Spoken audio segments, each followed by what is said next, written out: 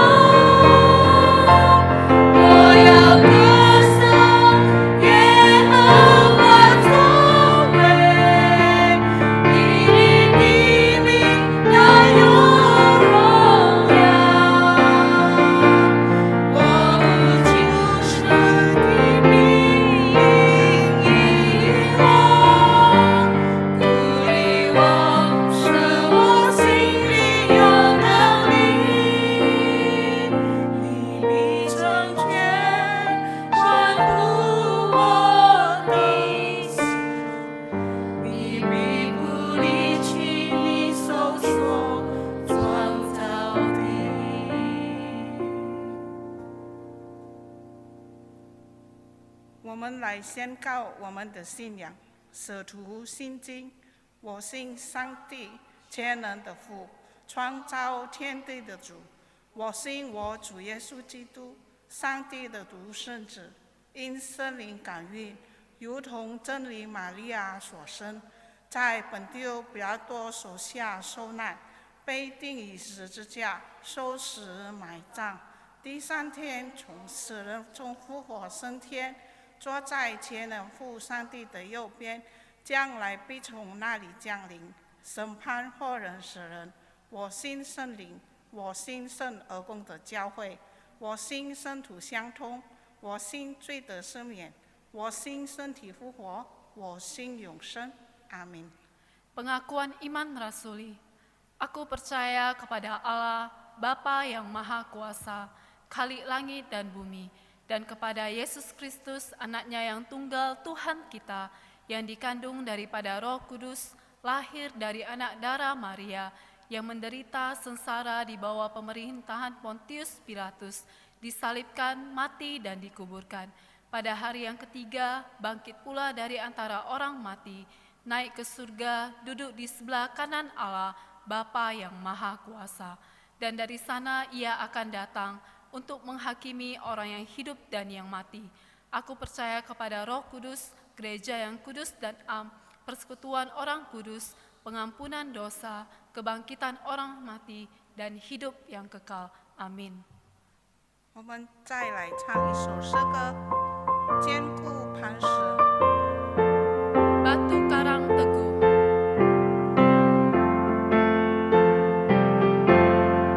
我心所望，别无依靠，只有基督公义宝血。我无好处看出之光，为亲人好，救主生命。你在基督坚固磐石，其余根基坚实萨土。耶稣基督就是磐石。Waktu datang kegelapan, ku berlindung dalam Tuhan. Dalam Dia bergumulan anugerah yang tak ditahan. Di atas Kristus sekarang teguh, ku berdiri tak goyah. Rasa lain pun ku rebah.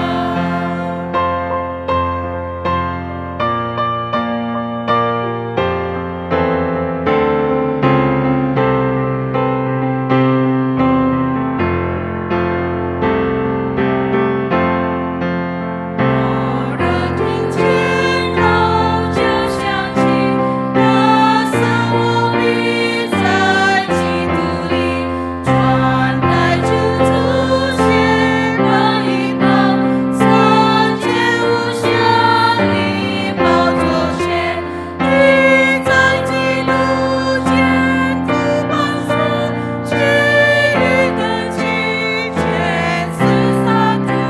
耶稣基督就是磐石。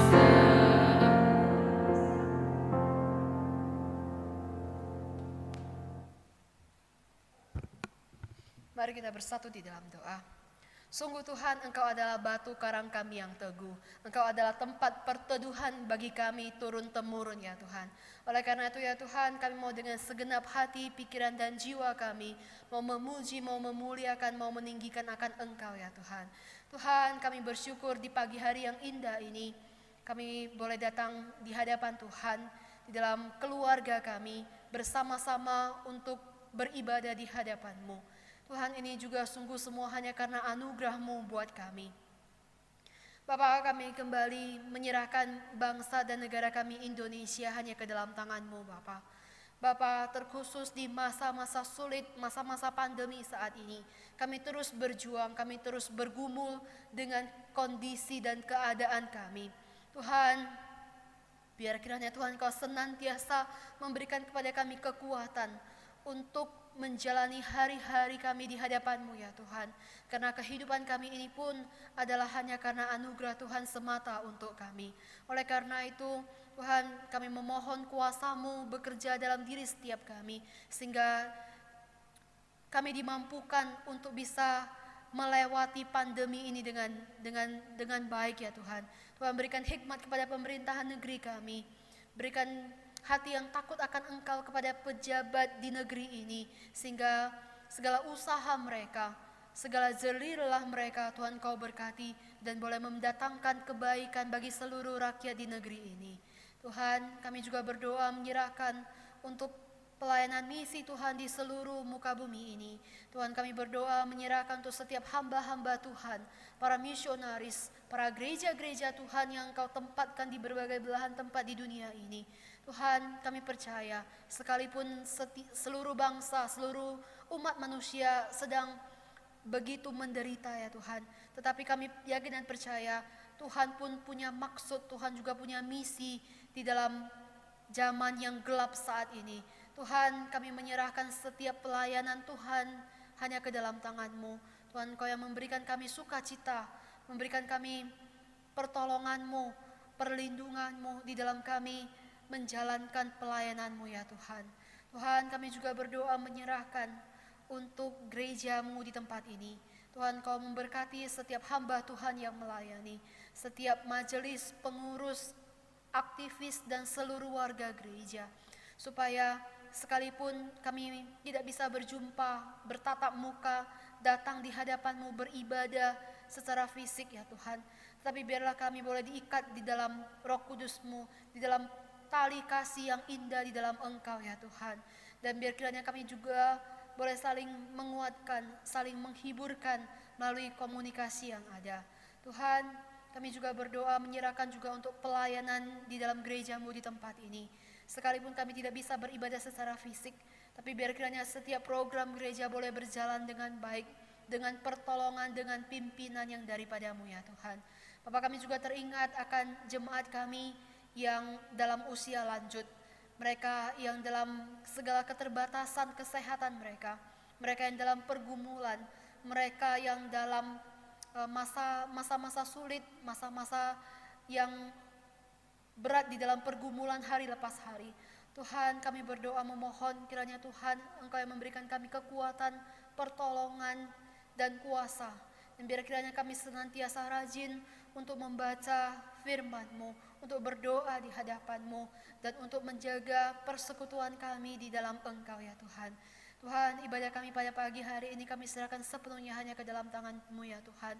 Untuk hamba-Mu yang akan menyampaikan kebenaran firman-Mu, Tuhan Kau yang mengurapi setiap kebenaran firman Tuhan yang akan disampaikan. Biar kiranya seluruh jemaat Tuhan boleh mengerti, boleh memahami, dan boleh menerapkan di dalam kehidupan kami hari lepas hari. Ini doa kami, ini permohonan kami di hadapan-Mu ya Tuhan. Hanya di dalam nama Tuhan Yesus kami sudah berdoa. Amin.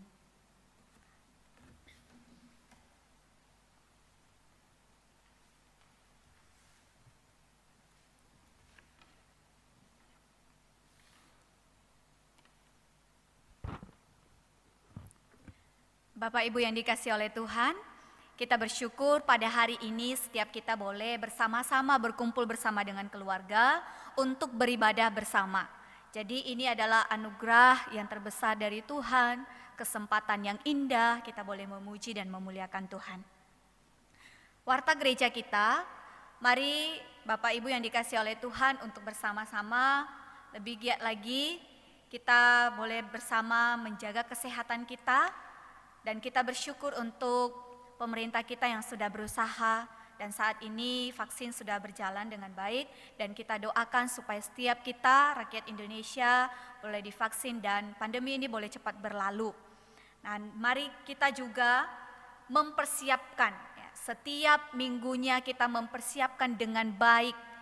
Kita beribadah di hari Minggu jam 10.30 tepat kita sudah memulai ibadah kita, setiap keluarga masing-masing boleh mempersiapkan diri.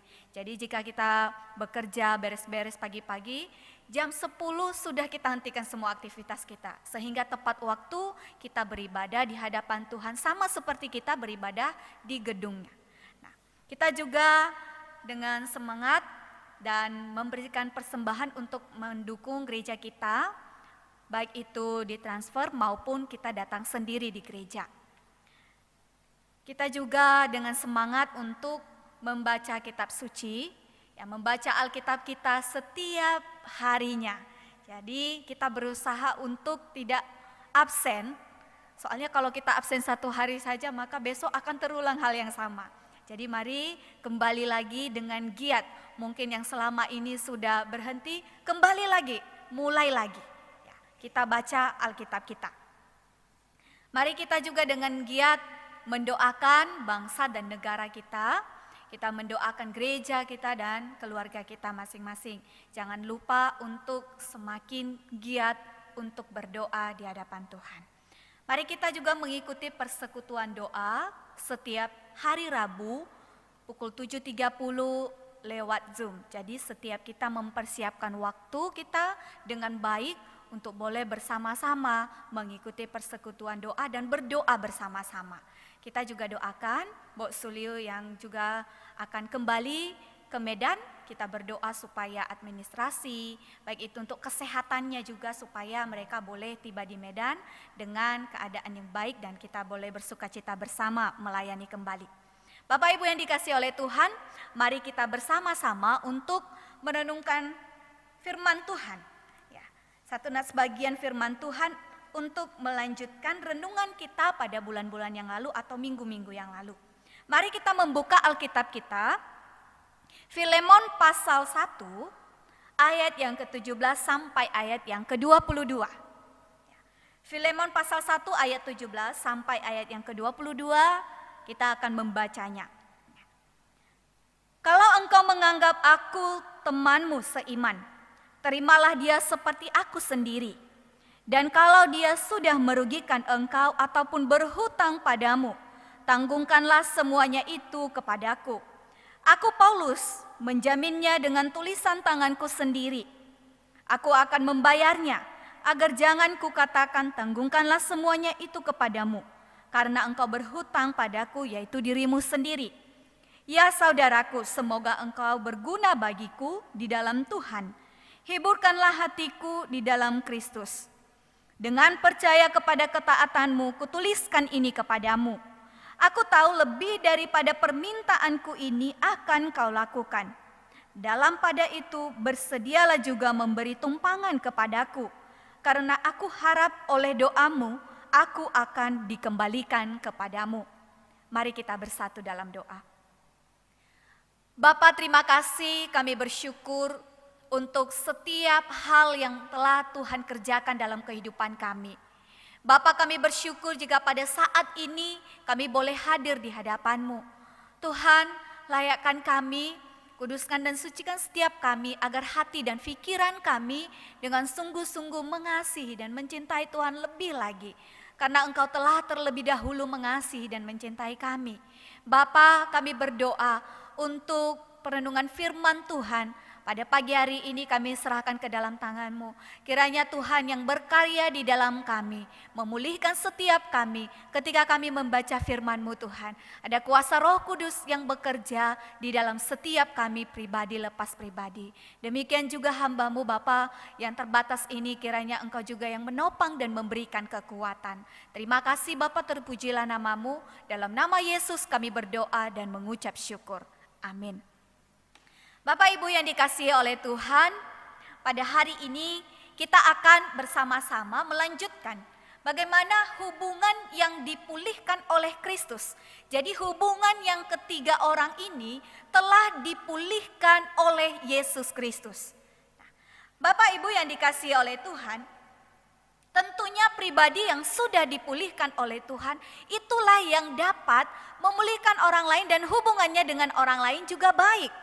Tetapi jika seseorang ini belum dipulihkan, maka dia tidak akan mampu untuk menolong orang lain, untuk membukakan jalan bagi orang lain supaya orang ini juga pulih. Demikian yang dikerjakan oleh Tuhan Yesus di dalam hubungan ketiga tokoh yang tertulis di dalam kitab atau surat Filemon ini. Dipulihkan artinya seseorang yang berada dalam kondisi gagal, kondisi sakit, dan juga dalam kondisi yang berdosa. Jadi harus dipulihkan supaya dia boleh kembali dalam keadaan yang semula. Harus dipulihkan dalam keadaan semula di mana kehendak Tuhan dalam menciptakan seseorang, dalam memulihkan kehidupan seseorang pasti ada rencana Tuhan di dalam kehidupannya. Kita melihat bagaimana Simon Petrus. Tuhan juga memulihkan kondisi Simon Petrus ketika pada awalnya dia menyangkal Tuhan. Dia sering berkata, Tuhan aku mengasihi engkau. Tuhan aku mengasihi engkau. Tetapi bagaimana perjalanan ke depan? Dia mengkhianati Tuhan Yesus. Tetapi di tengah perjalanannya Tuhan memulihkan dia kondisinya sehingga dia bukan lagi seorang Simon Petrus yang dulu pernah menyangkal Tuhan. Tetapi saat ini dia menjadi seseorang yang dipakai oleh Tuhan di dalam setiap pelayanannya. Mari kita melihat yang pertama Paulus. Nah, di dalam surat Filemon kita melihat tokoh yang pertama yang dipulihkan oleh Kristus itu adalah Paulus yang pertama. Sehingga dia tokoh utama, dia yang menuliskan surat ini kepada Filemon. Nah, Saulus yang semula adalah pembenci. Dia orang yang sangat tidak suka kepada orang yang percaya kepada Yesus. Dia orang yang tidak senang kepada orang-orang yang mengabarkan tentang Yesus. Dia mencari mereka dimanapun dan memenjarakan mereka. Tetapi di dalam perjalanan, Tuhan memulihkan dia. Nah, Tuhan memulihkan setiap orang yang dikasihinya. Tuhan memulihkan orang dengan kasih-Nya yang begitu besar.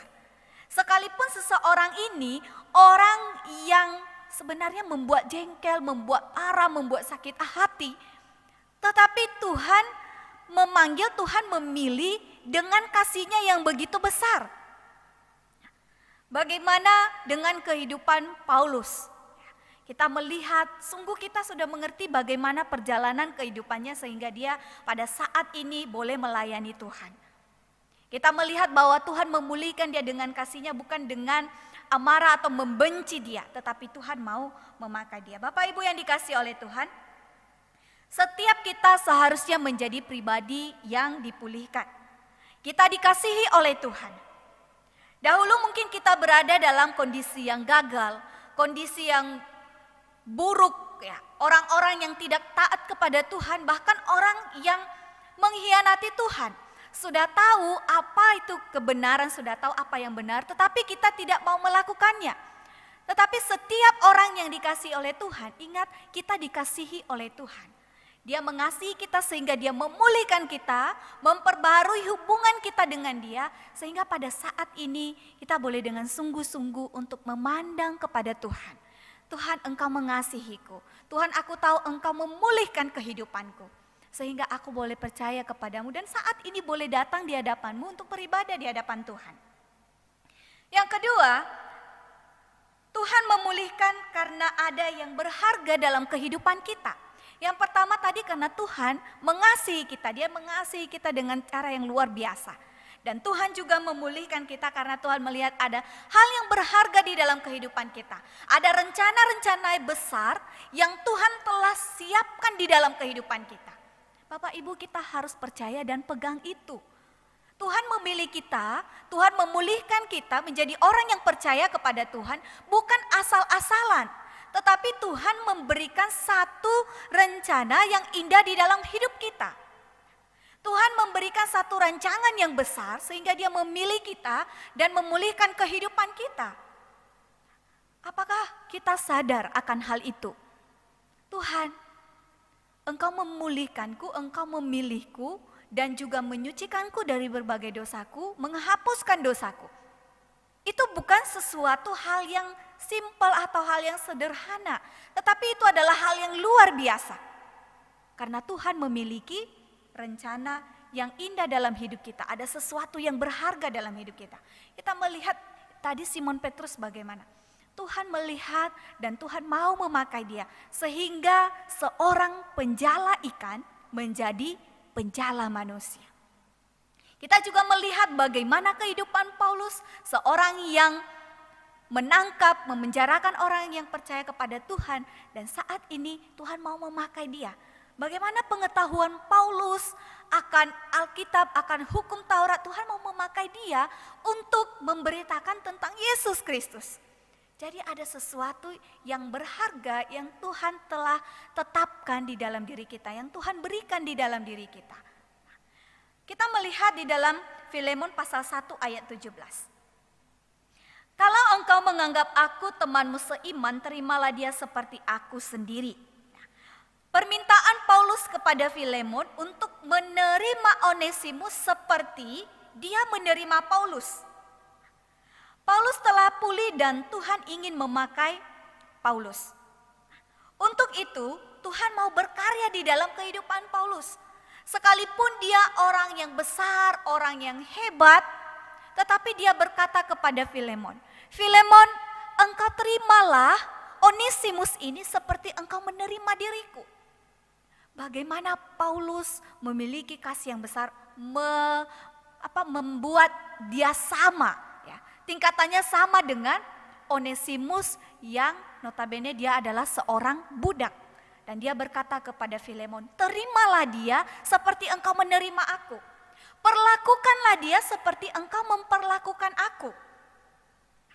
Di dalam nats yang sudah kita baca, di sana dia katakan bahwa Paulus menyebutnya partner ya, tidak ada sebenarnya kata seiman.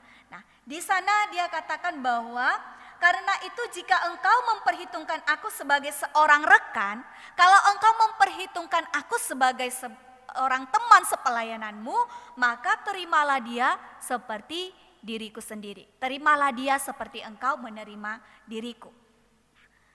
Juga di dalam terjemahan yang lain katakan begini, jadi jika engkau menganggap aku sebagai seorang rekan, sambutlah ia seperti engkau menyambut aku. Jadi ketika seorang Paulus datang kepada Filemon, seorang yang hebat, seorang yang berjasa dalam kehidupannya, seorang yang telah membukakan jalan bagi dia, yang telah menyatakan Tuhan Yesus di dalam kehidupannya, menceritakan Yesus di dalam dirinya. Bagaimana caranya menyambut Paulus? Pasti dia menyambutnya dengan sukacita, menyambutnya dengan penuh kebahagiaan. Nah, Paulus berkata saat ini, terimalah dia seperti itu, perlakukanlah dia seperti itu. Nah, Paulus menyebutnya sebagai partner. Nah, Paulus juga dalam membantu Onesimus dalam hal ini, dia tidak berjuang setengah-setengah. Dia menuliskan surat, dia berkata, ampunilah Onesimus, terimalah dia seperti engkau menerima aku, dan juga jangan engkau memandang dia lagi sebagai budak, tetapi sebagai rekan sepelayanan. Dia bekerja bukan setengah-setengah, tetapi dia berjuang bagaimana caranya supaya hubungan kedua orang ini baik. Kita juga melihat bagaimana teladannya memperingatkan kita, betapa dengan penuh kasih kita harus membantu orang berdosa yang telah memberikan kita bukti pertobatannya. Nah, Onesimus ketika bersama-sama dengan Paulus melihat bagaimana dia mengenal Tuhan Yesus dan bagaimana perubahannya. Orang yang percaya kepada Tuhan bukan hanya sekedar mendengar bagaimana tentang Tuhan Yesus, siapa itu Tuhan Yesus, apa yang dilakukan oleh Tuhan Yesus. Tetapi dia membuktikan dengan nyata bagaimana perubahan perbuatannya. Sehingga Paulus pun dengan begitu mendukungnya. Dan berkata kepada Filemon, terimalah dia. Karena dia melihat bahwa Onesimus telah berubah, dia mendukung Onesimus.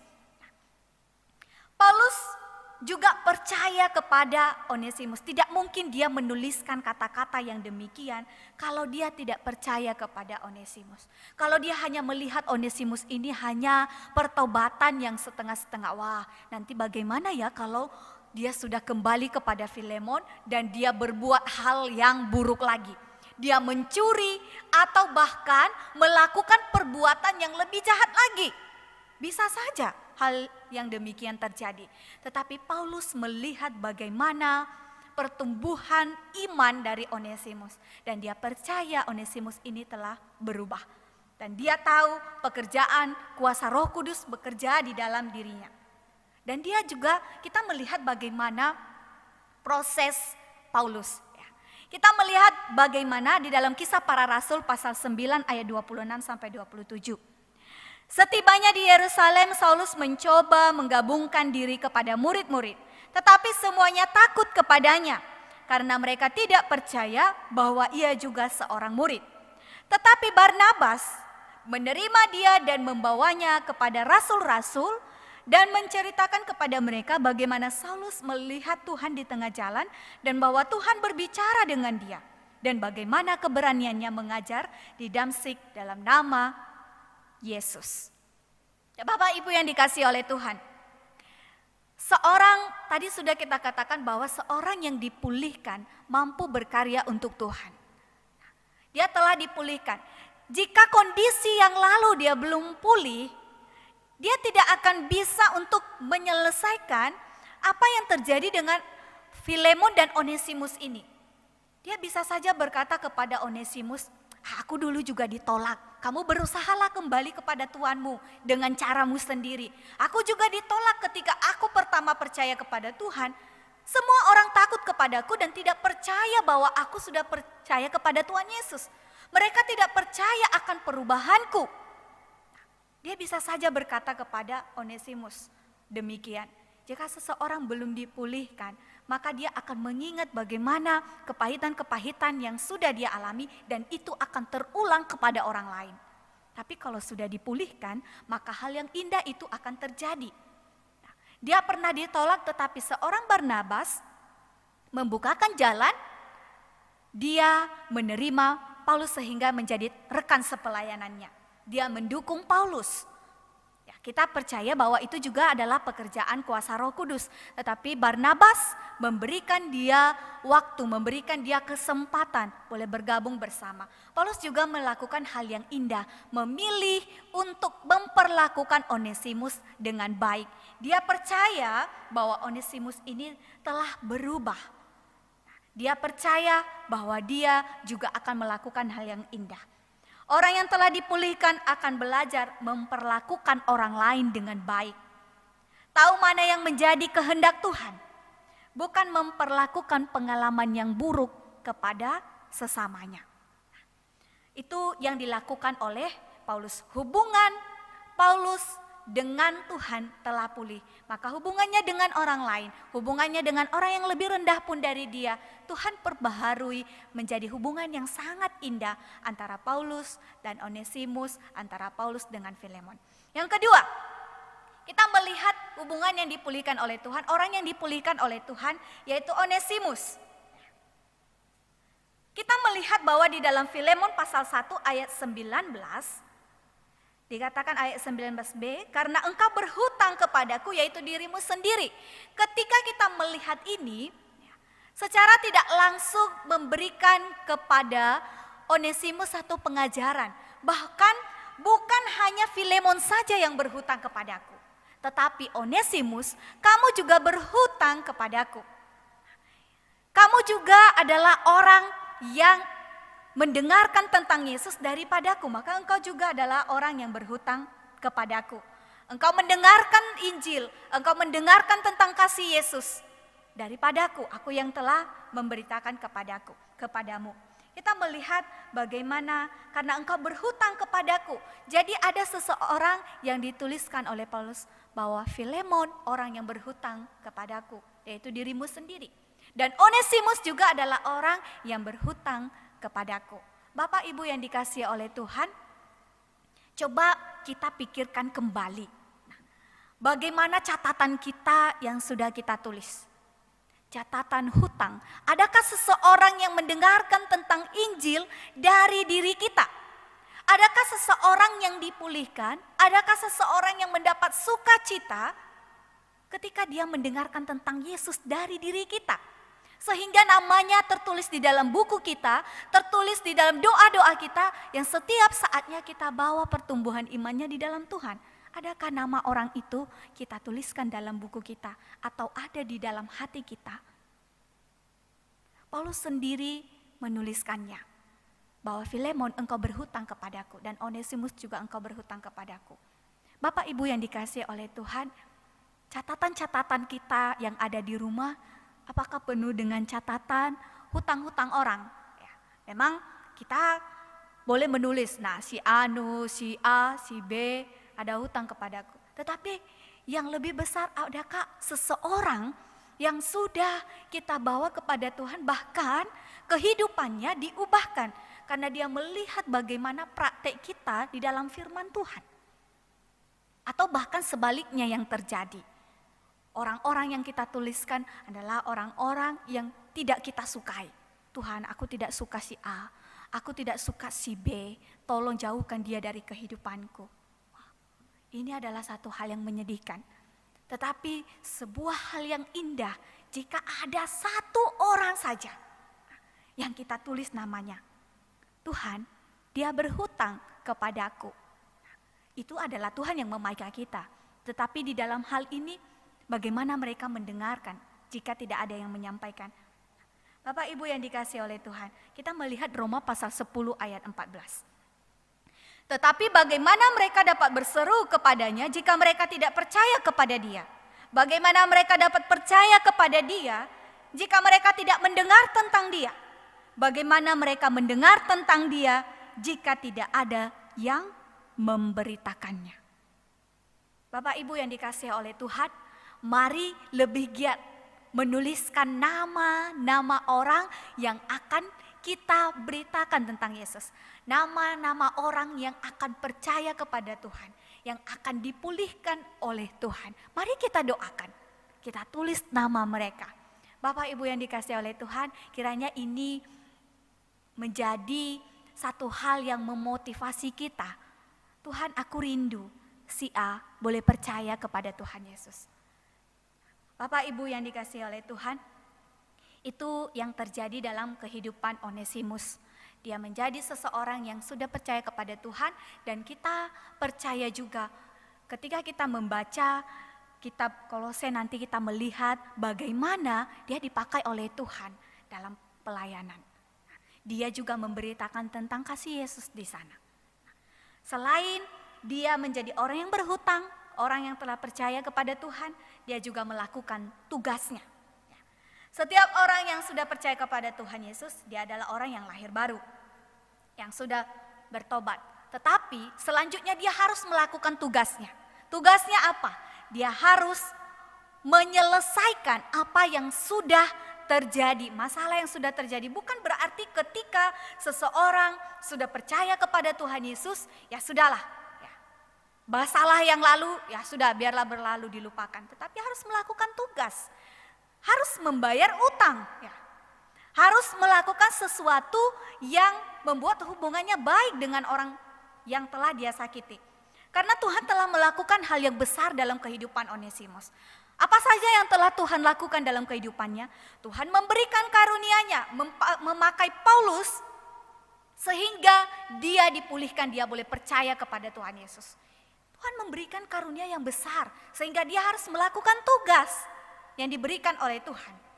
Tuhan juga memberikan kekuatan untuk kembali kepada Filemon. Tidak gampang Bapak Ibu.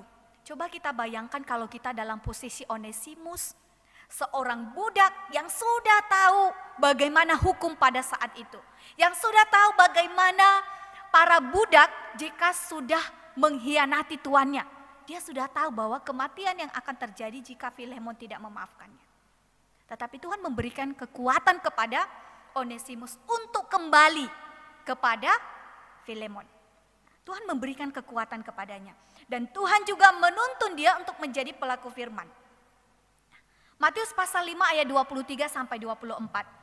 Sebab itu jika engkau mempersembahkan persembahanmu di atas mezbah dan engkau teringat akan sesuatu yang ada dalam hati saudaramu terhadap engkau, tinggalkanlah persembahanmu di depan mezbah itu dan pergilah berdamai dahulu dengan saudaramu. Lalu kembali untuk mempersembahkan persembahanmu itu. Harus menjadi pelaku firman. Dia sudah bersalah, maka dia harus kembali karena itu akan mengganggu hubungannya dengan Tuhan, sehingga Tuhan bilang kalau engkau bersalah kepada sesamamu, sekalipun engkau memberikan persembahan di hadapanku, aku tidak berkenan. Kembali dulu kepada saudaramu, lakukanlah hal yang baik, minta maaflah kepada dia, barulah engkau datang di hadapanku. Sungguh Tuhan kita adalah Tuhan yang luar biasa. Dia tidak ingin melihat kita dalam hubungan yang rumit dengan sesama kita. Dia ingin hubunganmu dengan sesamamu itu baik. Maka di hadapanku juga aku akan menolong dan memperbaharui kamu. Demikian yang Tuhan lakukan di dalam kehidupan Onesimus dan Filemon. Tuhan berkarya bagi Onesimus, kembalilah kepada dia. Engkau harus meminta maaf kepada dia, maka aku akan memakai engkau dalam setiap pelayanan. Aku akan menolong dan menuntun engkau. Demikian Tuhan yang mengasihi kita. Dia juga merindukan setiap anak-anaknya hidup dalam hubungan yang dipulihkan dengan Tuhan dan dengan sesama. Saat ini bagaimana kondisi kita Bapak Ibu? Ingat bagaimana keadaan kita saat ini. Adakah seseorang yang memiliki hubungan dengan kita yang belum pulih? Tuhan bilang kembalilah, perbaharuilah hubungan, perbaikilah supaya kamu boleh kembali di hadapanku dan kamu boleh beribadah di hadapanku. Bapak Ibu yang dikasihi oleh Tuhan, demikian karya Tuhan bagi Onesimus. Saat ini bagi Filemon. Filemon yang telah dirugikan. Ya, Filemon yang telah dirugikan tetapi diuntungkan. Nah, bagaimana hal ini bisa terjadi? Seseorang dirugikan tetapi bisa diuntungkan. Ayat 18. Dan kalau dia sudah merugikan engkau, ya, ataupun berhutang padamu, tanggungkanlah semuanya itu kepadaku. Jadi dia sebenarnya dalam posisi rugi. Ya, uangnya mungkin sudah diambil, bahkan mendapat budak yang tidak bertanggung jawab. Dia sudah dirugikan, tetapi secara rohani dia mendapat keuntungan. Nah, orang-orang pada saat itu mungkin berpikir, waduh Filemon ini kok menjadi tuan yang lembek ya. Bagaimana kok bisa dia mau menerima Onesimus? Kalau saya, mungkin saya nggak akan terima Onesimus. Ya mungkin begitu perkataan teman-temannya pada saat itu. Nah tetapi di dalam hal ini dia mendapat keuntungan, dia mendapat pelajaran.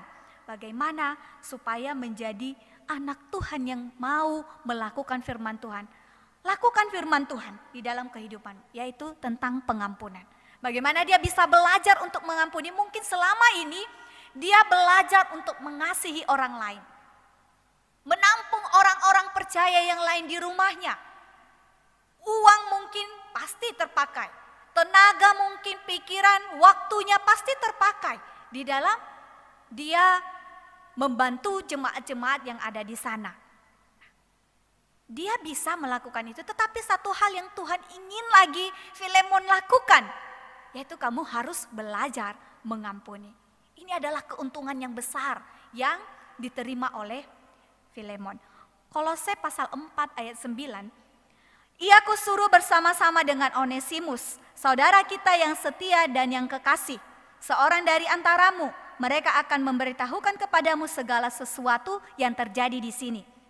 Jadi Onesimus seorang dari antaramu. Menunjukkan bahwa Onesimus ini termasuk dalam jemaat Kolose yang pusatnya ada di rumah Filemon. Ini tidak mungkin terjadi jika Filemon tidak mengampuni dan menerima kembali Onesimus sesuai dengan permintaan Paulus dalam surat Filemon. Nah, tidak mungkin akan dituliskan hal yang demikian kalau Filemon tidak memaafkan Onesimus. Bagaimana orang yang telah mengkhianati aku bisa melayani bersama, mungkin ada di rumahku dan aku layani dia. Nah, tidak mungkin itu terjadi jika dia tidak mengampuni. Jadi ada satu keuntungan yang besar, keuntungan rohani di mana dia bisa belajar. Bapak Ibu yang dikasihi oleh Tuhan, mungkin juga di dalam kehidupan kita ada orang-orang yang demikian. Onesimus yang demikian, Onesimus yang belum percaya kepada Tuhan. Mungkin ada dalam kehidupan kita. Mungkin ada yang merugikan kita. Mungkin ada yang menyakiti. Mungkin ada yang mengecewakan, menipu atau berbuat sesuatu yang jahat kepada kita yang sebenarnya kita sesali. Kenapa kamu melakukan itu kepadaku? Mungkin ada orang yang berbuat demikian. Tetapi Tuhan mau kita mendapat keuntungan rohani. Tuhan mau supaya kita mempraktekkan firman-Nya. Tuhan mau supaya kita belajar untuk lebih lagi naik kelas. Kita bisa mengasihi sesama, kita bisa mengasihi orang-orang yang ada di sekeliling kita yang tidak pernah melakukan kejahatan kepada kita, yang tidak pernah mengecewakan kita, tidak pernah mengkhianati kita. Tapi bagaimana? Mampukah kita mengasihi orang yang mengecewakan, melukai, bahkan merugikan kita? Bapak Ibu yang dikasihi oleh Tuhan, mari kita melihat bagaimana keuntungan yang dia dapatkan. Mungkin secara dunia ketika memandang kepada Filemon, waduh, Filemon ini menjadi tuan yang bisa dipermainkan dengan seenaknya oleh budaknya. Tetapi di hadapan Tuhan, Tuhan melihat dia, wah, dia menjadi anak Tuhan yang bertumbuh. Filemon yang malang menjadi berkat. Bukan hanya menjadi berkat kepada Onesimus, tetapi menjadi berkat juga bagi Paulus. Ketika kita melihat di dalam ayat yang ke-20 sampai ayat yang ke-22. Ya saudaraku, semoga engkau berguna bagiku di dalam Tuhan, hiburkanlah hatiku di dalam Kristus. Dia menjadi berkat bagi Paulus ketika Filemon melakukan apa yang menjadi kehendak Tuhan. Dan Paulus dihiburkan, menjadi berkat bagi Paulus. Dia juga menjadi berkat ketika melihat ketaatannya. Menjadi berkat ketika setiap orang percaya yang lainnya melihat bagaimana kesungguhan Filemon yang mau mengampuni, yang mau memaafkan. Dan pasti tidak lupa juga kasihnya yang begitu besar kepada jemaat-jemaat yang ada di rumahnya. Dan juga ayat 22, dalam pada itu bersedialah juga memberi tumpangan kepadaku karena aku harap oleh doamu aku akan dikembalikan kepadamu. Nah, menjadi satu teladan, menjadi satu berkat. Paulus percaya bahwa Filemon ini senantiasa mendoakan dia. Bapak Ibu yang dikasihi oleh Tuhan, mengapa dia mampu melakukannya? Kita percaya karena Filemon memandang, dia melihat bagaimana yang dituliskan oleh Paulus bahwa sesuatu yang terjadi itu tidak akan terjadi jika bukan Tuhan yang merencanakannya. Karena Paulus menghubungkan kerugian yang dialami oleh Filemon dengan rencana Tuhan. Filemon ayat 15, kita mengulang kembali melihat bagaimana. Sebab mungkin karena itulah dia dipisahkan sejenak daripadamu supaya engkau dapat menerimanya untuk selama-lamanya. Jadi Paulus menghubungkan hal yang terjadi ini dengan rencana Allah. Jadi Filemon mampu melakukannya, mampu mengampuni, mampu melakukan firman Tuhan karena dia melihat bahwa yang terjadi ini adalah rencana Tuhan. Bapak Ibu yang dikasihi oleh Tuhan, kita percaya dan jangan hanya percaya dari mulut saja, bahwa segala yang terjadi dalam kehidupan kita ini tidak luput dari pandangan Tuhan.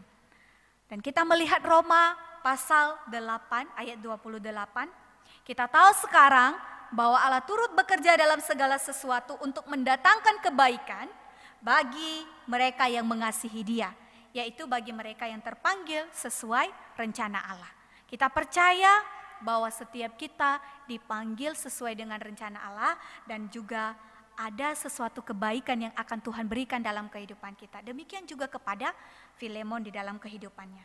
Jadi Bapak Ibu yang dikasihi oleh Tuhan, di dalam firman ini kita harus mengingat bahwa kita telah dipulihkan oleh Kristus. Hubungan kita telah dipulihkan. Dan kita juga punya tugas yang besar. Kita mengingat orang-orang yang ada di sekeliling kita, tuliskan namanya untuk kita beritakan kepada dia kasih Kristus. Dan jangan lupa kita bukan hanya pendengar, tetapi mempraktekkan firman Tuhan dengan baik. Karena apa Bapak Ibu yang dikasihi oleh Tuhan? Kita mengingat bahwa Allah kita adalah Allah yang setia.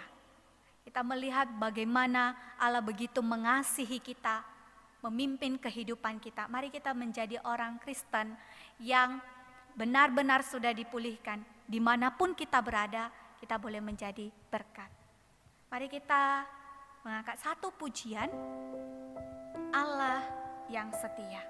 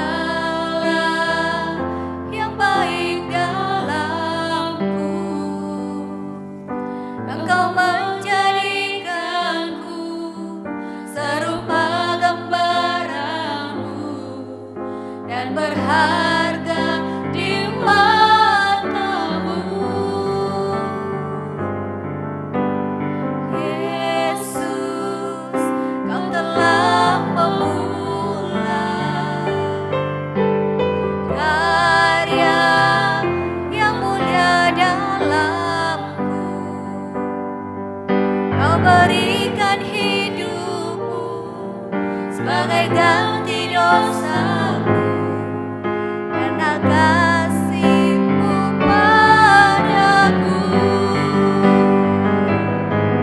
Sekarang ku memuji-Mu, Allah yang setia, yang tak pernah meninggalkan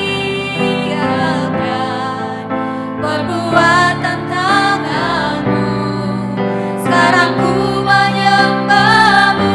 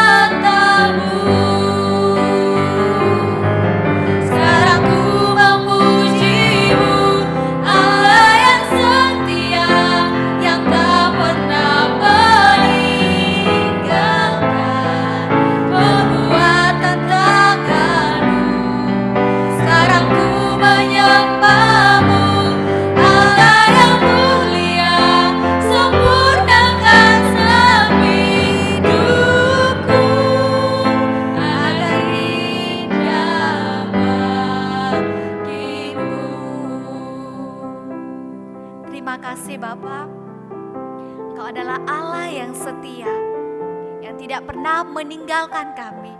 Dan kami percaya Bapa akan setiap karya-karya-Mu di dalam kehidupan kami. Kami percaya Tuhan bahwa saat ini ada setiap rencana-rencana yang indah yang telah Tuhan tetapkan di dalam kehidupan kami. Bapa, berikan kami kekuatan, berikan kami hikmat untuk berjalan di dalam kehendak-Mu. Dan kami berdoa Bapa, supaya kami senantiasa menjadi anak-anak-Mu yang menyembah, memuji dan memuliakan nama-Mu dalam setiap keadaan dan kondisi apapun yang kami hadapi. Terima kasih Bapa, terpujilah nama-Mu. Hanya di dalam nama Yesus kami berdoa dan mengucap syukur. Amin. Mari kita bersama-sama berdoa doa Bapa kami, Jutawan. Bapa kami yang di surga, dikuduskanlah nama-Mu, datanglah kerajaan-Mu, jadilah kehendak-Mu di bumi seperti di surga.